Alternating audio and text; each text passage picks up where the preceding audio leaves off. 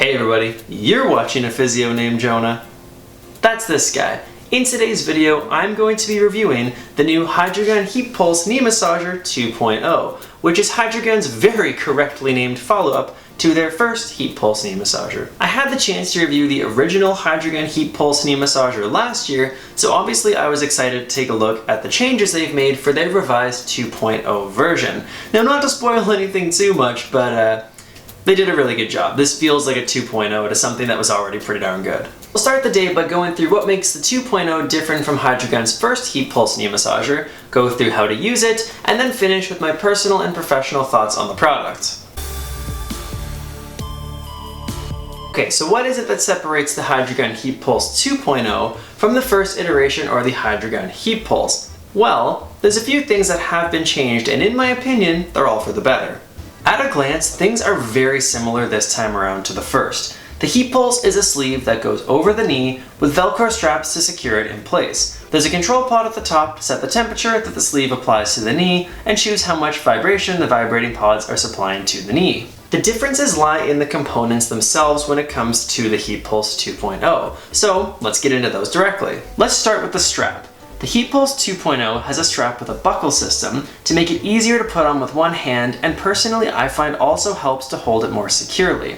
The straps were also lengthened significantly this time around by over 4 inches, which is incredibly important in making this a true one-size-fits-all, or at least most. I was really happy to see this because one of my critiques the first time around was that the straps weren't likely to be long enough to fit larger leg sizes. Now, with the addition of the buckle system and the fact that you can take the strap out of the buckle system to use extra length from the tab on the side, you really do get a lot of extra leg circumference that we can fit into the Heatpulse 2.0. The material has also been upgraded this time around, with the inside being lined with the same polyester mesh lining as the Heatpulse Back and Core Massager. Now, I've recently reviewed the Heatpulse Back and Core Massager and really liked that product and the lining that was on the inside. The previous lining on the Heatpulse 1 was nice, with a thermal reflective lining, but I can definitively say that I prefer the mesh lining in the 2.0. As I was actually writing this script for the review, I was wearing both of these, one on each knee, just to kind of feel how they were different from one another, and the difference in the material on the inside, the mesh versus the thermal reflective, definitely did make a noticeable difference, and I did prefer the mesh. The vibrating and heating pod placement has been changed this time around, which is a huge deal that is not to be overlooked. We'll get into it more when we talk about using the Heatpulse on the knee, but this time around, the pods are positioned wider apart. This allows them to fit more comfortably around the kneecap, as opposed to either on top of or underneath of the kneecap as they were in the previous model. Let's get to the control pod now. This is the main interface with the Heatpulse, and it is newly upgraded with more options and an increased battery life. I won't lie, I actually really liked the circular appearance of the previous control pod, but from a user experience, the 2.0 is easily superior. The Heatpulse 2.0 comes with more heating options through the pod, with an increased maximum temperature of 70 degrees Celsius this time around, in comparison to 60 on the first model.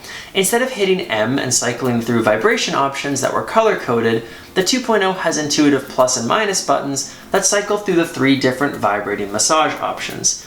You can also now adjust both settings fully up and down, meaning you can use either setting without the other. On the first model, the heating was automatically on, meaning that you couldn't use the vibration setting without the heat being on in at least some capacity. The battery life has been doubled from the original model, so now you can use this for 6 sessions of 30 minutes on one charge of a battery.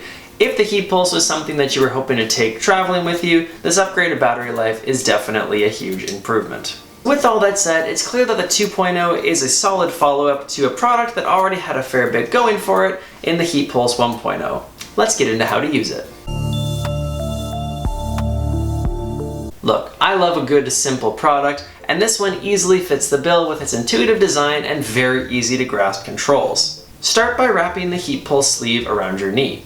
I recommend paying attention to where the vibrating pods are pretty closely, as they're the most important parts of the Heatpulse. You want to set them up so that they're positioned beside or on either side of the kneecap. This will help the heat and vibration be targeted to that area. Ensure the positioning is comfortable for you though. If the pods are resting on top of your kneecap, the vibration is likely to feel strange or unpleasant. Next, attach the control pod onto the sleeve with the magnetic connection points on the back.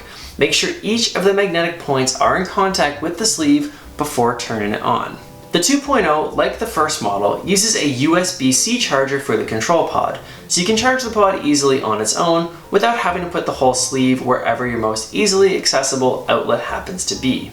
Press and hold the power button to turn on the heat pulse. It will show up with a blank screen, and the temperature or vibration setting will display once you hit the plus setting to get them started. Once the sleeve is on and running, you can adjust the settings on the fly with the plus and minus buttons. I recommend starting with a lower temperature first to see how your knee responds, before increasing the temperature based on your needs. Once you pick a setting that you like, you can hit the lock button on the bottom to turn off the touchscreen so it won't change the settings if you brush past the pod. The pod will automatically turn off after a 30-minute session, so no need to keep track of time as long as you're comfortable. When using the heat pulse, it's recommended to stay stationary, so use it while in a seated position or while laying down doing something important.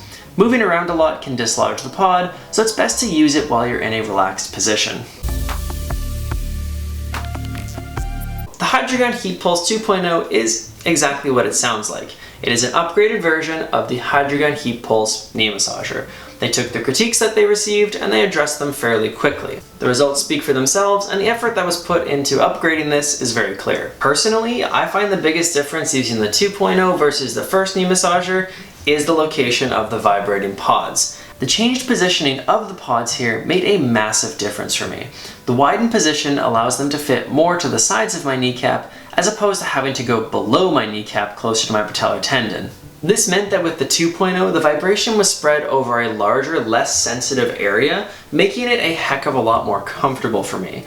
Combine that with the fact that the inside material, the polyester mesh lining, I found more comfortable, and I definitely enjoyed the experience using it on my knee a fair bit more when it came to the vibration. The upgrade of the pods and the material on the inside was more than enough for me already, but the addition of the strap update with the buckle made a huge difference as well. I found it easier to put on, but also more secure once it was placed on with the buckles, so that was a definitely noticeable difference. The lock button as well was a smart touch that I appreciated more than you might think.